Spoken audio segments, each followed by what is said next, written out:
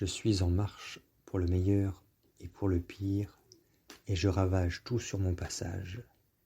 Je suis rouleau compresseur de la nouvelle terre.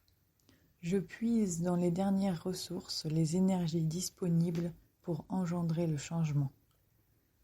Je suis là comme la vague déferlante après laquelle rien n'est jamais plus pareil, et ça passe par le ravage du rivage.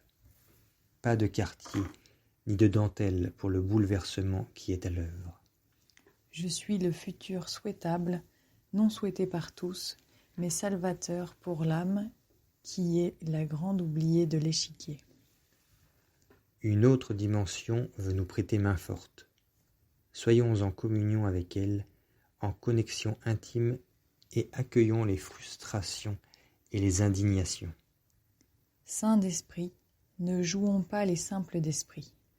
Continuons à maintenir le corps sain nécessaire au monde souhaité, loin des projets dictatoriaux et descendants.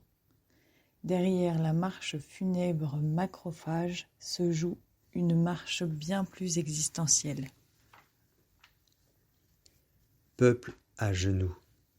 Devant qui? Au nom de quoi? Relevons-nous et inclinons-nous humblement, simplement, devant le sacré qui émane de notre humanité. Reconnaissons nos corps comme des temples abritant nos consciences plus ou moins endormies, plus ou moins éveillées, selon nos lignes de vie et nos croisées de chemin, selon nos alignements individuels et collectifs.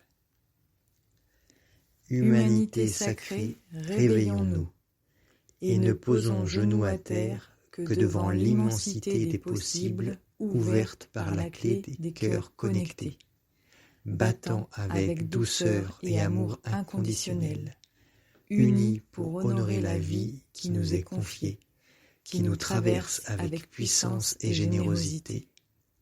Ce trait d'union des cœurs battant à l'unisson, tels des tambours guérisseurs, est la condition de possibilité du futur lumineux, qui ne demande qu'à advenir grâce à la place qu'on lui accorde dans nos consciences.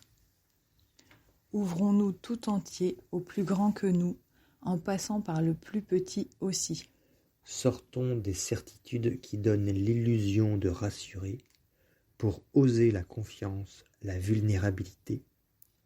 Et à coup sûr, l'émergence de cet avenir en commun, en compassion et en solidarité, en âme et conscience. La tête au service du cœur, le corps au service de l'âme. Prenons soin de l'intégralité intègre de notre soi. Merci pour cet espace de parole hors du temps, et puisse-t-il aider, soutenir, relier et œuvrer pour que la lumière et la joie restent des phares dans l'obscurité.